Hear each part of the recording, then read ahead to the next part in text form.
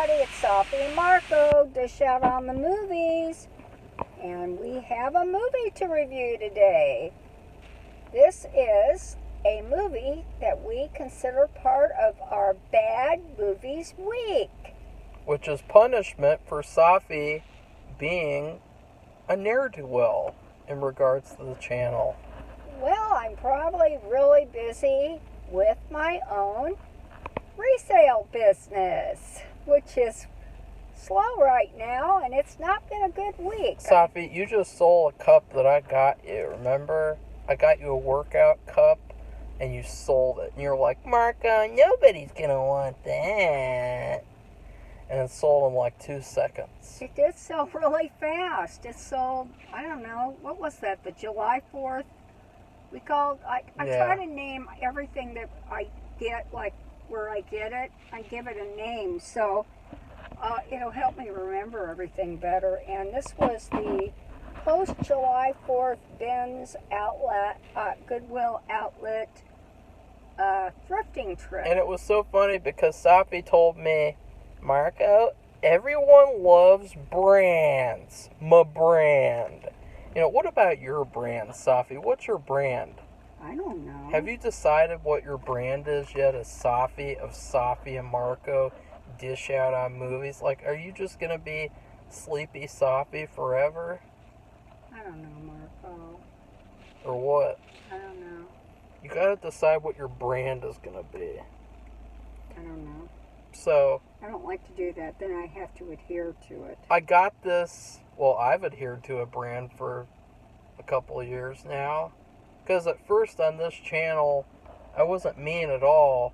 And I was very, I'm nice and I'm having a discussion. And I'm very nice. And nobody watched those videos. And then when I started being mean, that's when everyone finally decided to tune in. Because it's really honesty.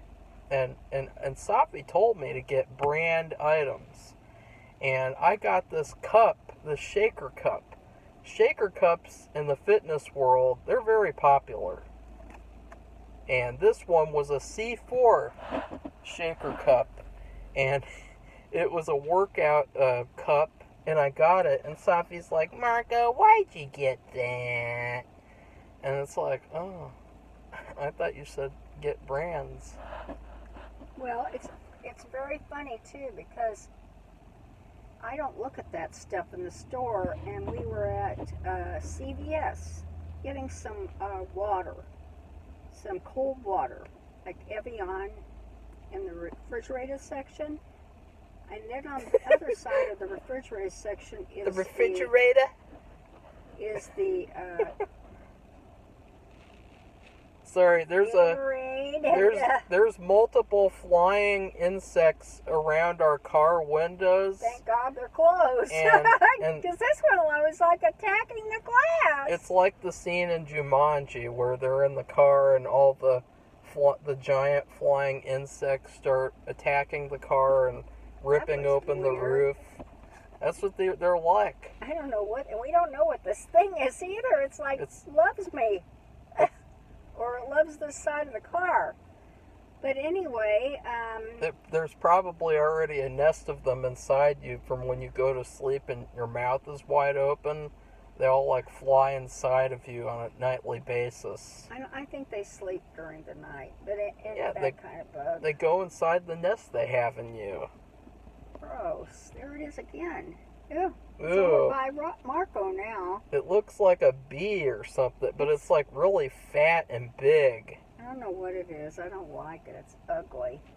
But anyway, I saw this over by the Gatorade. There was the drink that goes with this shaker cup. I'm like, well, what's a shaker cup for if it comes in this drink? And apparently there's powder.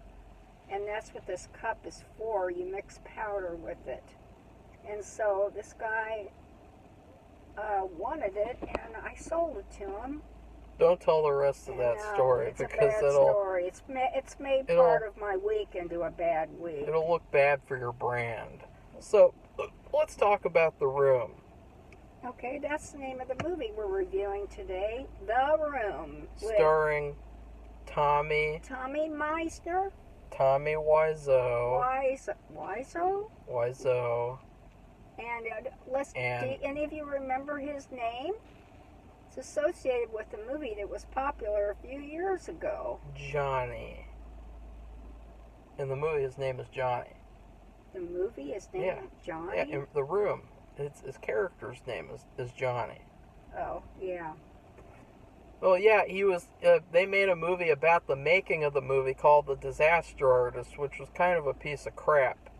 You know, it really skimmed over the entire book and all the best stuff in the book, and it was nowhere near as good as this movie.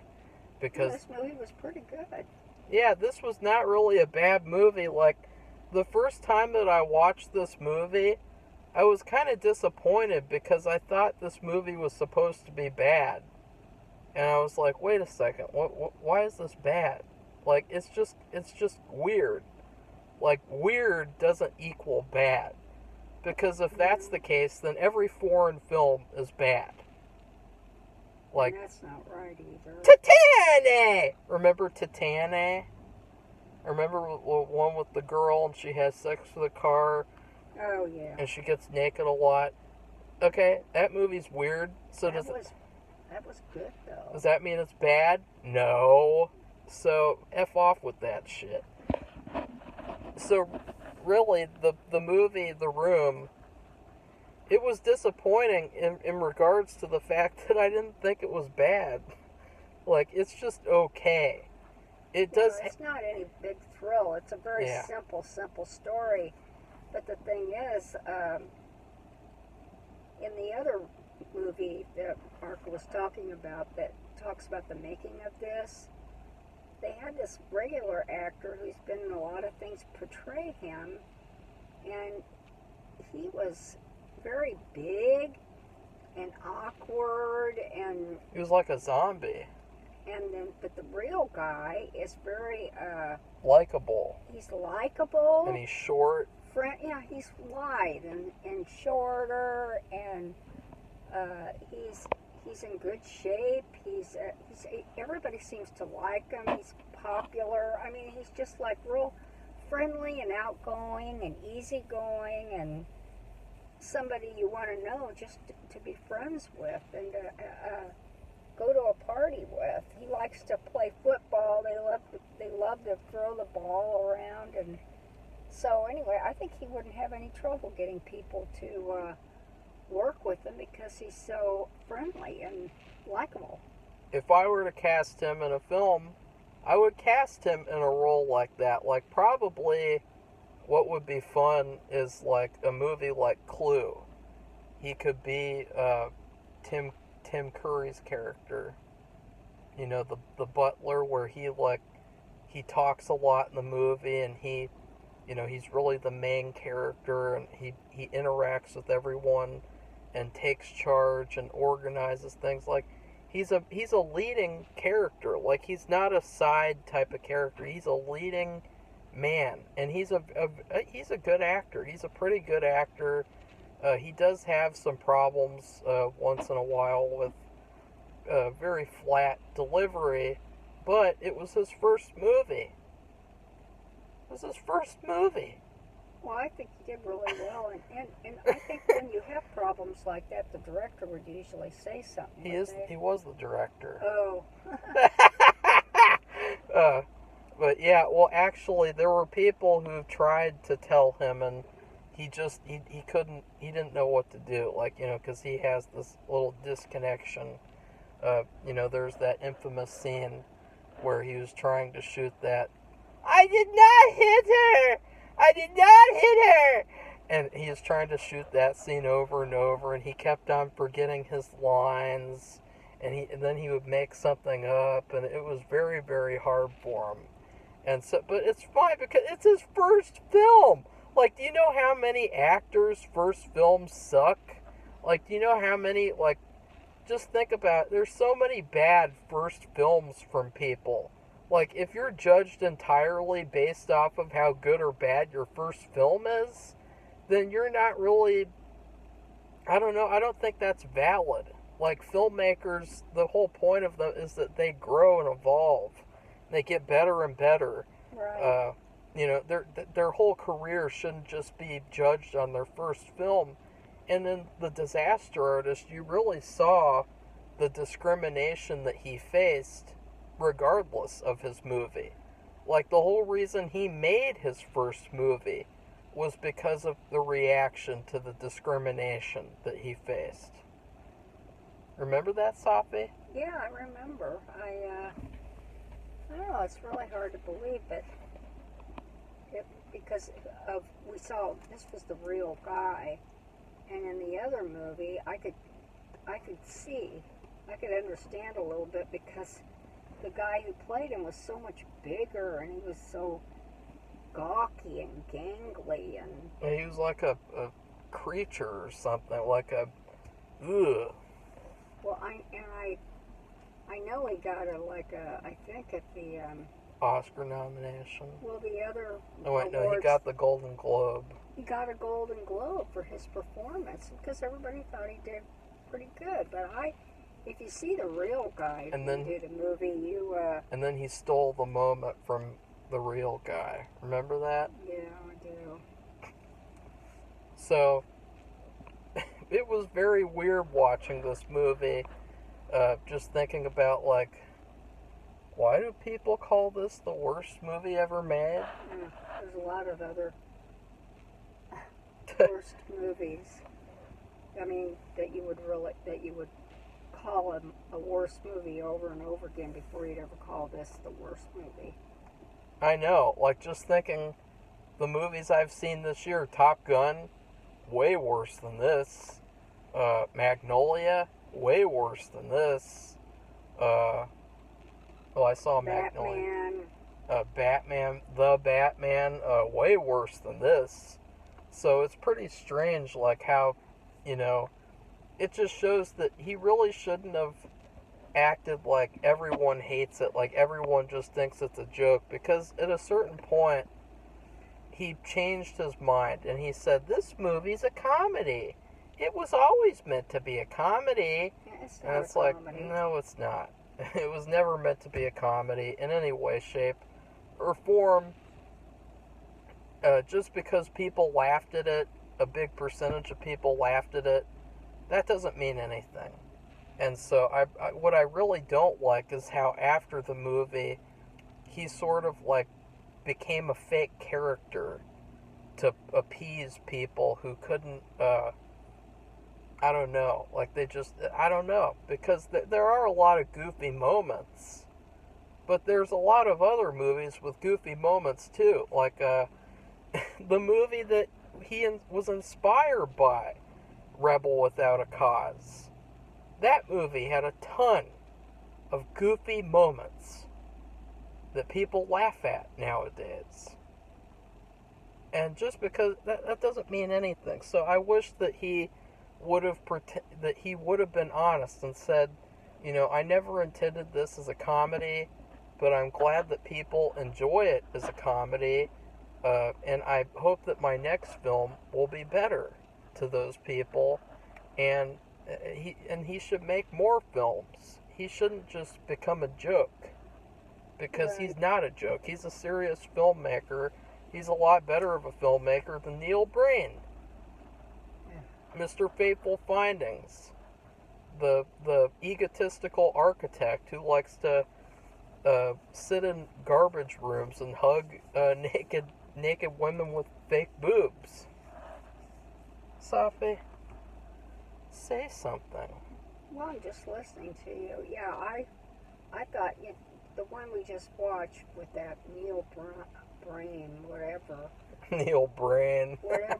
his name is, I thought that is really like that is low on the totem pole Yeah. for likable films or being the worst. But it was more entertaining. It was more fun. It was very funny. It's just because I didn't laugh at it at all. I did.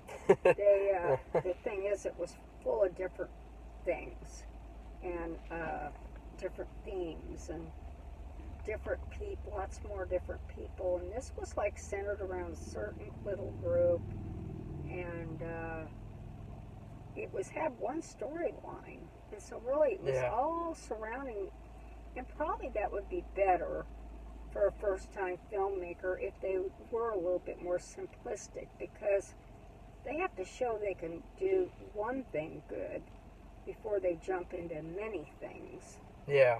And like if you look at George Lucas, who made American Graffiti, a very simple movie. That was a good movie. It was a very good movie. And then he did Star Wars after that. Yeah.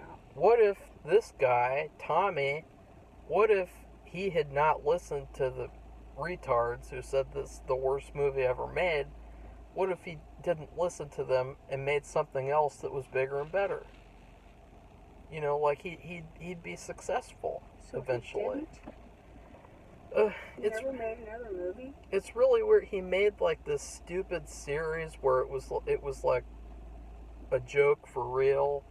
So he was like, you know, I told you, he like tried to become a joke to appease people who said that the movie was funny and it was terrible. So he made this stupid series online that was terrible, unwatchable.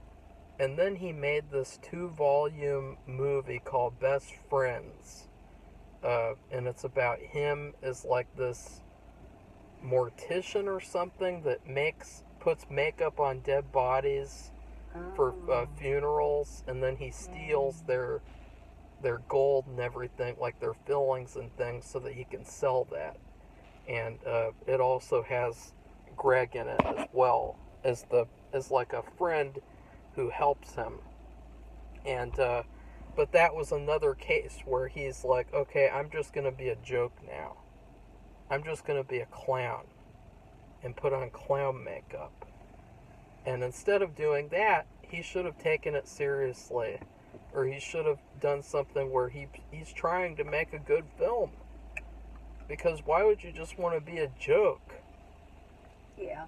Like, when has that ever worked out for anyone, unless they wanted to be like a comedian? Mm-hmm. So, in terms of this film, in terms of specifics, my biggest problem with the movie is how slow it is. It feels very slow paced. Even though it's 20 minutes shorter than Fateful Findings, it feels as long as Fateful Findings, or if not longer. Yeah, they like I said, it was a very simple story. So you have certain simple, straightforward scenes, and they would go on forever, and there was no need to do that. It was like you didn't feel like you're explaining yourself well, or the moment, or what was going on well, unless you spread it out and made it drag out. And that's just not the case, because it was such a simple story. If people didn't understand what was going on, there must be something wrong with them, because, I mean, they got the simple story, but they just didn't need to drag it out forever. Yeah. Well, there were a lot of comparisons to Rebel Without a Cause in terms of how I didn't like that movie. I saw that earlier this year. I did not like it. Why didn't you like it? It did not really have a focus, and it was strange the way that it didn't feel like a narrative. And the book it was based on wasn't an actual narrative. It was just like a rambling book about how teenagers are getting bad. Like, teenagers are getting worse and worse, and it's because of bad parenting. And so in this movie, you can kind of see bad comparisons to that movie in terms of how Lisa's mother, she's probably the worst in the movie. Wouldn't you agree, Sleepy Safi? Yes, the mother of his soon-to-be wife, or fiance, she just almost kind of like just said her lines. It was kind of like that Neil Breen in the other movie. She would just say her lines too, like somebody practicing with you. You were practicing with them, and they were the better person. They were the better actor, but you were the green, naive, novice one. And she didn't have any, she never changed her tone of voice. she didn't even, you might have certain body movements. Let's say you're really excited. You might do something with your, like if you're talking, you might use your hands or kind of move around or a little something like that. Or I don't know, you would have something else going on with your body, your face, your head, something that would make you look like that you were excited or whatever. And she had nothing. She was very bland and blasé, and She was the worst. she was the worst. So he's right about that. The second worst was Greg, his friend, Mark. He was very, very bland. He was like a piece of chicken without any salt or pepper on it. Is this James Franco's brother? Yeah. Is it really? Yeah, and that was another hilarious bad casting. Hmm. Casting Dave Franco to be this tall, lanky guy who, he was a model. He started off as a model. And he looks like a model. He looks like a model, and I thought he was better in Retro Puppet Master. Yeah. I really did not like him in this movie. I thought he was very boring and bland, and he really wasn't that great. If I were to cast him, I would have probably cast him as like an important person or something, like a smaller role. Like, I was thinking about how Tommy was talking about how he didn't get the promotion. And there were a lot of instances in this movie too, like they were like a play. And it's like, instead of telling, you need to show. And so they could have had, instead of that stupid thing where it goes on for like 12 minutes where he talks to Lisa about how, I didn't get the promotion. My boss was, I tried to explain to him, I make lots of money for him. He doesn't listen to me. Instead of that crappy scene, they should have had a scene where his bank boss is telling him, you're not getting the promotion. And it should have been Greg. He would have been much better in that capacity. He was much better in Retro Puppet Master too. So I'd have to say that. And Denny, his character was straight out of Rebel Without a Cause, except for the part where he turns criminal at the end. Spoiler alert for that movie. So that was a kind of like a weird character too. He really didn't even need to be there. Or if he wasn't there, I would have cast him as the friend. I would have cast him as Mark, because he was a lot more lively and enthusiastic, and he had much better chemistry with Tommy and Juliet, I think her real name is. I don't know. And so I would have had him play Mark. I didn't really think the Denny character was necessary, except to show that he's a generous person, which you already showed with how he takes care of this bitch Lisa. Oh. He buys all her clothes, he buys everything. He's like her sugar daddy, is what Safi said. You said that. I didn't say it. But it's true. Because, he really means what he says, I think. He really loves her. He gets her flowers. He gets her clothes. And he's pretty good at picking things out, too. He's not terrible at all. And he'll get her jewelry. She said some of this stuff. We didn't see it, but we saw the dress. He takes her out to eat, and he basically she does whatever she wants. She gets whatever she wants. And it sounded like he got her several cars. Yeah. And, and here he wanted to buy her a house. Right. And she's saying, I don't like him. He's boring. I'm like, oh my God. How can you eat? And then on that one hand, she's saying, I'm bored. I want to go out with, I want to do something else. And then, in the same breath, she's talking, well, I want to give him a surprise birthday party. Yeah. And I'm thinking like, oh, he must be a really bad, he must be bad at other stuff. And I just, or I don't know, it just was really odd that she would say that, because it seemed like she was sitting pretty. And he didn't treat her at all badly. And then she started making this thing up where he hit her and... that went no... And you know what was weird with that was... This movie has a lot of similarities to the Johnny Depp story, because Johnny Depp also was very generous, and he would pay for people's apartments and pay for them to live and buy them everything they wanted and take care of them, including that bitch's sister, Amber Turd, her shitty sister. He fully took care of her and everything like that. And then she, of course, made up that he hit her. And what's the name of him in the room? His name is Johnny. Mm-hmm. And so it's very strange, all the similarities between the two stories. And then you have the fact that James Franco plays him in The Disaster Artist. Mm-hmm. And it was rumored that James Franco was sleeping with Amber Turd.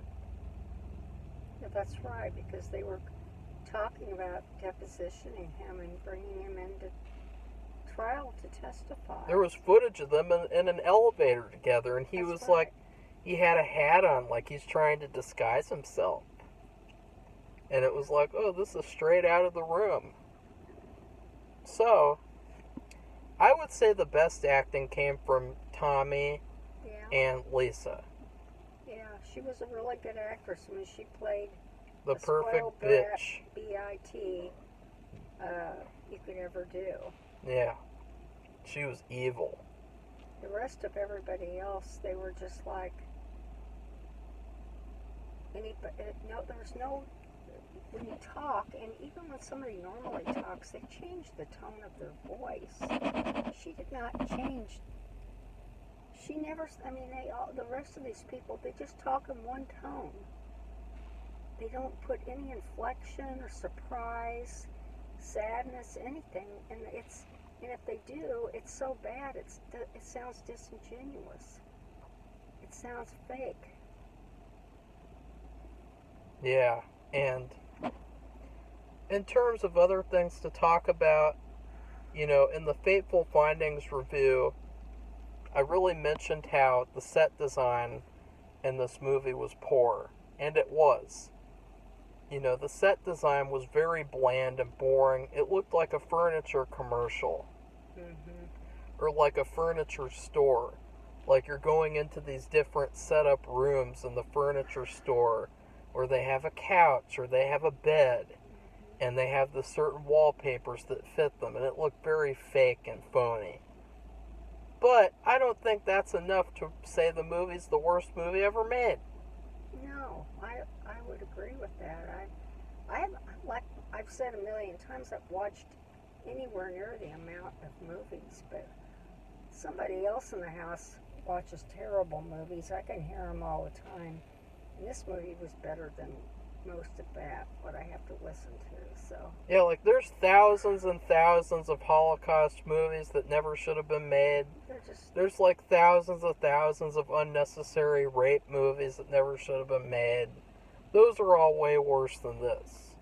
Like, I'd much rather watch a movie about a guy whose girlfriend cheats on him than watch a movie about a girl gets raped and then she takes revenge. Boring!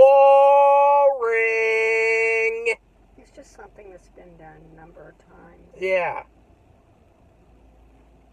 Another problem, Safi, don't do that. Safi, your brand is just falling apart. Like, Okay. you sound like you're The Walking Dead or something. Well, then go ahead and go to the bathroom, Safi. We'll have to shut this off. Okay. So one of the big things I wanted to talk about was the sex scenes. Oh God, And it's probably a good time for me to leave. well, at first you thought the whole movie was a porno film. Well, because they just were. It was like they just went on and on and on and on and on. It Yeah. was the same old thing. Not that I wanted to see anything different, but they just didn't need to. In fact, another time that they said they were going to have sex, they could have just gotten up the next day and Yeah. not shown them going to bed or something, and then the next day they're getting up and they're going to work or whatever they're going to do. And I really think that the sex scenes are fine. They go on way too long, except for the first one, which is fine. It's very odd because Fateful Findings has some really weird scenes. And you want to talk about bad scenes, awkward scenes. I will take the scenes in the room where they have sex and it's weird and it's cringe.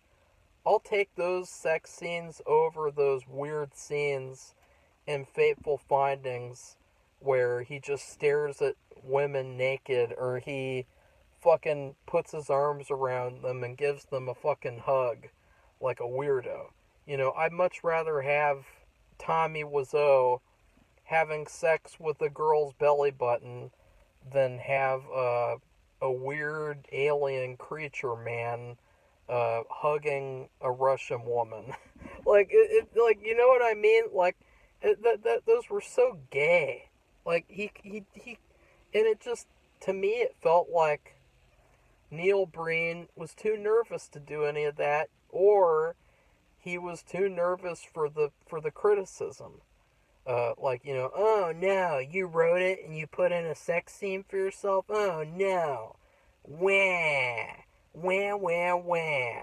But honestly, like, sex scenes are a normal part of film, and they're a normal part of life. And there shouldn't be any shame in scenes like that, even if you're writing, directing, starring, producing. And the scenes aren't that bad. Like, they're just boring, generic sex scenes.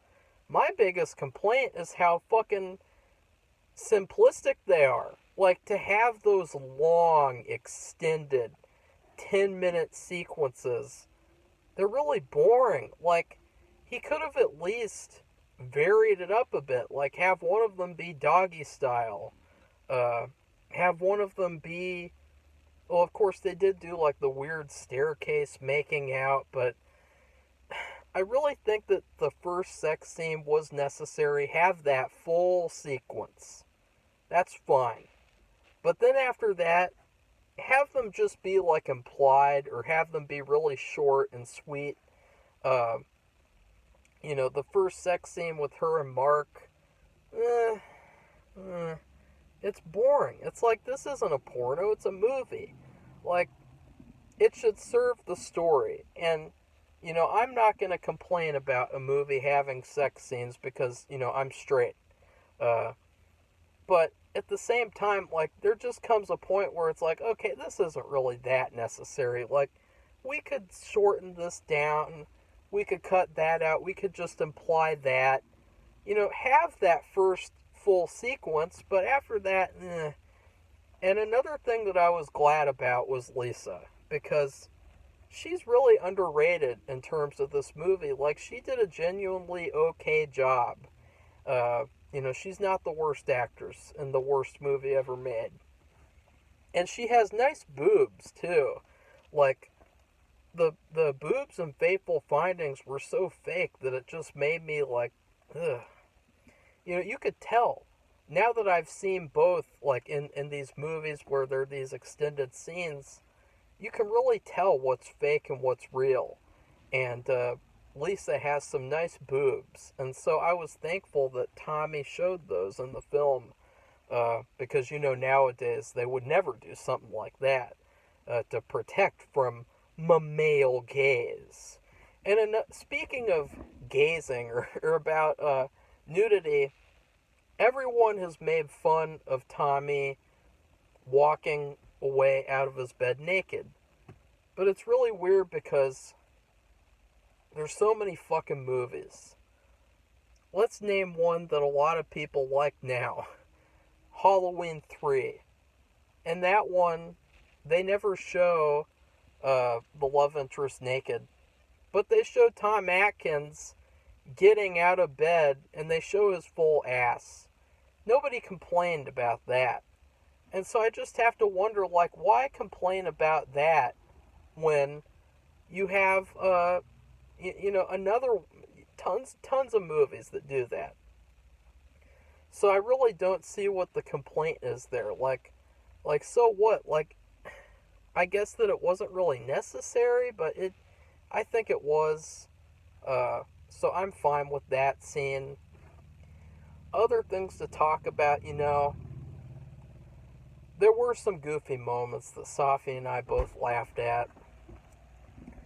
The worst sequence of the film, the funniest, goofiest sequence, was when Denny was getting threatened by the thug. And then Lisa comes up and her mom comes up. And they both start, like, attacking him for buying weed off of him or whatever. And he owes him money. And so I thought that was the goofiest scene. Right, Safi?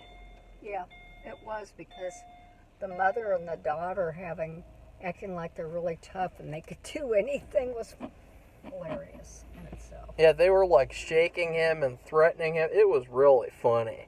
And he was just like, "What? He's going to jail. He's going away." Ew. And then, of course, Tommy comes back up. Like, that whole sequence was very goofy. I don't think it was done very well or planned very well, but it was okay. I mean, it's not the worst scene in the world. No, it's not. Not the worst movie in the world. So, Safi, and the music is fine. There's a lot of qualities of this movie that just feel very generic. The quality that feels most authentic is the love interest, because you can definitely tell that he probably based her on a real person. The love interest in Rebel Without a Cause, she was a good character, and she was not an evil, sociopathic bitch like Lisa. So I really think that he based Lisa on a real person, and that feeling from the real person came through in the film. And so that was the most effective aspect of the film, in my opinion, was the whole story with her whole character. That was the most effective part. Safi? Yeah, I would agree if there's nothing else. Like I said, the story's very simple. So you have one thing to concentrate on. I would think that usually that would turn out well. And he's right, that it was the best thing. So, in the movie. Any other thoughts, Safi, about how this is the worst movie ever made? I don't know why anybody would say that. Safi, We've seen so much crap this year. Yeah, we're going to be watching Amityville Karen. I mean, that movie's automatically worse than this. I say 99% of the stuff we've watched has been bad. Yeah. And it hasn't mattered whether it's old, new, or otherwise. It's just bad. Yeah. In more ways than one. And perhaps if they had concentrated fixed on one thing. And the problem is some of these were based on franchises that have been done multiple times and multiple times so much better. And if you can't do what you need to do, and it's not going to measure up in any way to what's been done in the past, then maybe you shouldn't be doing it. So. Do you have anything else to say about the movie itself? Like any specific things? I was just surprised by the main actor who this other disaster movie was based on, because I thought this guy was really good. I thought he seemed like a real genuine person. The other person, and the way it was portrayed in the other one, it was like, I hate to say this word because I know that when you hear Marco say it, you cringe and go, why? But he acted retarded or something. And we found out James Franco. one thing you found out too, which was a real surprise, was that this guy seemed like he was poor. The way James Franco played him, and I think everybody must have thought he was poor, but in reality, and they even brought this up in the other movie, Disaster Artist, but it's about this actor who put this movie on. He's really wealthy. Yeah. He lives in San Francisco in a nice place, and it is expensive to live there. He has tons of properties. He has big businesses. He has tons of money, and he's a very successful businessman. Yes, he is. And he's a lot more competent than they portrayed him in the Disaster Artist movie. Well, he'd have to be in order to have all these businesses and for them to be successful, because nobody else is doing them. He is. He's responsible. And if they're that good, he's not selling drugs or doing anything. He's selling legitimate clothing and bird toys. Yeah, toys. Or he might not still be doing that, but I did see that on YouTube. This guy did research and found that out. He sold these bird toys to kids. And so, how does he know what to sell, where to sell it, and how to make big money? He'd have to have a little bit more of a brain the way he was portrayed. He was just like, it was like he was like some big doofus in the other movie. The way they portrayed him. Yeah. And he is not a big doofus at all.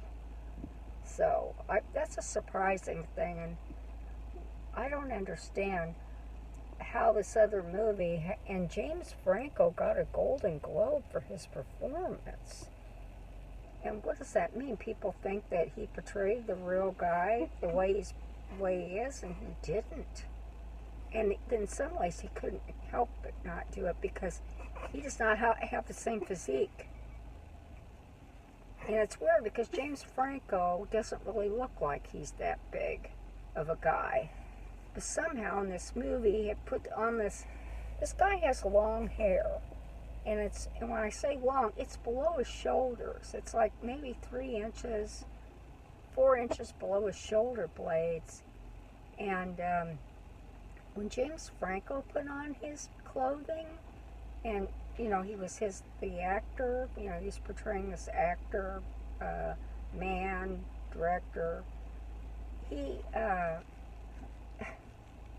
He looked like he was Frankenstein or something. Well, they said that in the movie. Oh. Okay. Remember the casting director said, "I think you should play the villain like Frankenstein." Yeah. And he was like, "I am not the monster. I'm not villain. I am good guy." And I'm wondering now about that other movie, that Disaster Artist. What part of that was supposed to be true? I think it was all true, but the way that it was portrayed was weird. Like, it was portrayed purposefully to make him more of a joke character, so that it's like a comedy. So anyways, what would you rate this movie in terms of food? Because we've been going for a while on this movie for some reason. Well, unless you have other give it things to say. No, I just give it some good plain pancakes with butter and syrup, and it's hot. And it's really good. But simple, very simple. I would give this movie a plate of scrambled eggs with butter and salt and pepper. It's a very simple, just like Safi said, a very simple movie. It does get a little old after a while. I can't really eat eggs very much because I really love them for a while, but then they get really old to me, and I don't want to eat eggs anymore. That's what this movie is. It's like you're eating this plate of scrambled eggs, and over time it's like, can I have something with this? Can I have a piece of toast with jelly and peanut butter, or butter and jelly, something like that? Can I have a glass of juice? Something to make this a more full meal than just a plate of eggs. So it's a nice plate of scrambled eggs. Lisa has real boobs, right, Safi? Mm-hmm. What'd you think of that? How would you rank I'm not going to rank her anybody, boobs but I with know the that Fateful Findings boobs? I know about 3 people in my lifetime who's done that, and it doesn't look that good. So we had the Sorry. blonde girlfriend from Fateful Findings, the friend of the Russian girl, and then we had the blonde friend from when he was a kid. So how would you Marco, rank? I'm not going to do that. How would you rank those 3? I'm not going to rank anybody with that. How would you rank those 3 chests? I don't know. I'm not going to do that. How would you rate them? Just rate on a scale of 1 to 10, each one of them. I don't know. I'm not going to do that. Let's do that. No. Go ahead. No. I just think that's stupid and a waste of my time. Why? The reason why people do that, they think they need that to make themselves feel better, and I guess it does make them feel better, but it doesn't look right. It's artificial and queer, and they had this thing where I don't know how many years ago that was, and I don't know how they kept from not doing it, because they must have done something to safeguard, but they have leaked into people's bodies and given them terrible infections. No, Safi, there was this one story where, like, a Brazilian woman, she had a fake behind, and her behind, like, popped open, and it had, like, this huge gash, and all the fluid went out of it, and so it was like this, like a zombie thing. It looked terrible. Awful. I mean, I'm not making fun of people. I just don't think I'd want that. Just admit it. You think that Lisa's are better than both of theirs. I don't know. Fateful Findings. I don't know, and I'm not going to do that. You do. You think that they... No, I don't. I don't like any do. of them. I don't think it's a good thing. I guess. But Lisa's are real. In the room. They're real. I don't care. Some people in real life, they're real upset, and they want to get fake boobs because they're just so, and they go on and on about it. I had a roommate like that in college. Ooh. And she constantly talked about being flat. Constantly. And I don't know if anything ever came of it.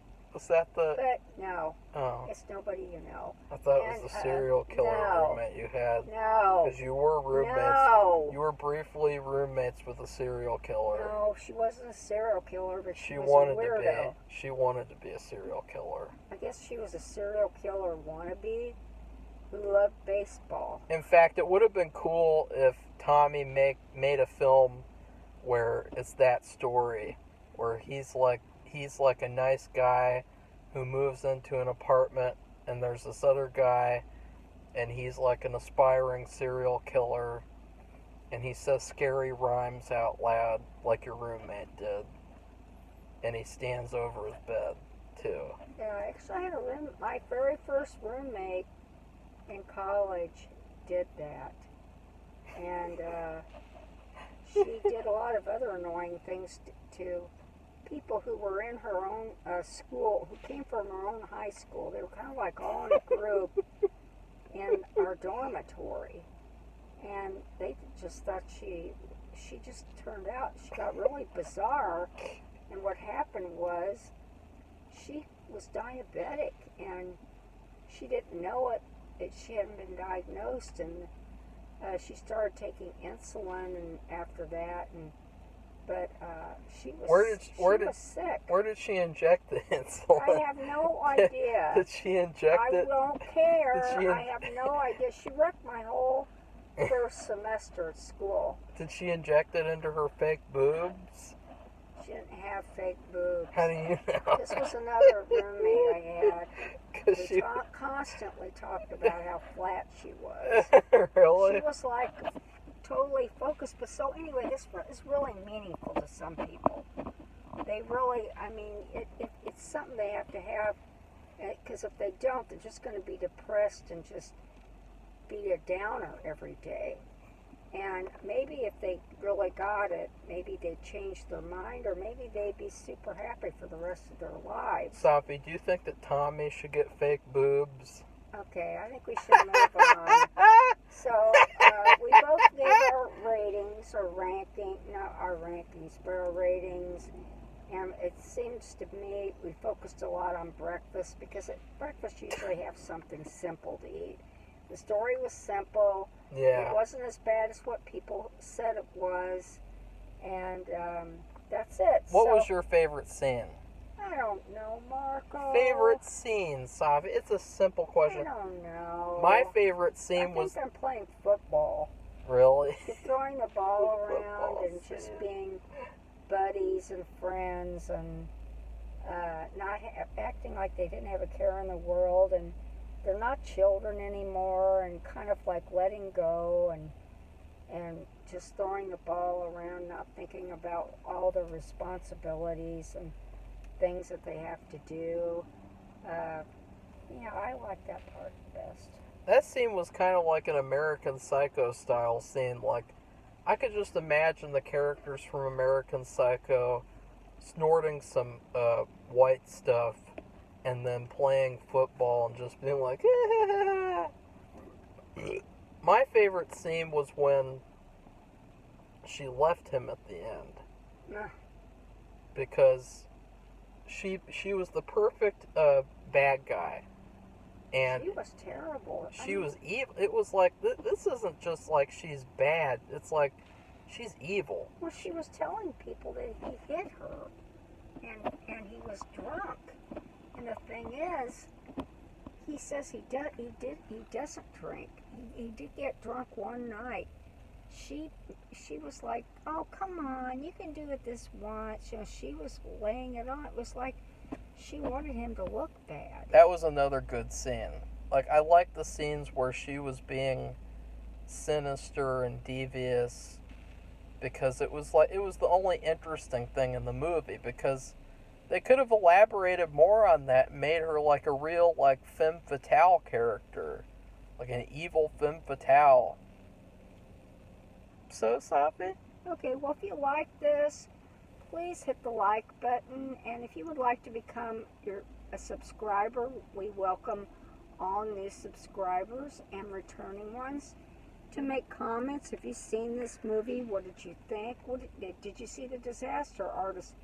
What did you think? And do you happen to agree with me when I thought James Franco was trying to be Frankenstein instead of this guy? At least that's how he came off. So, goodbye, everybody. Bye.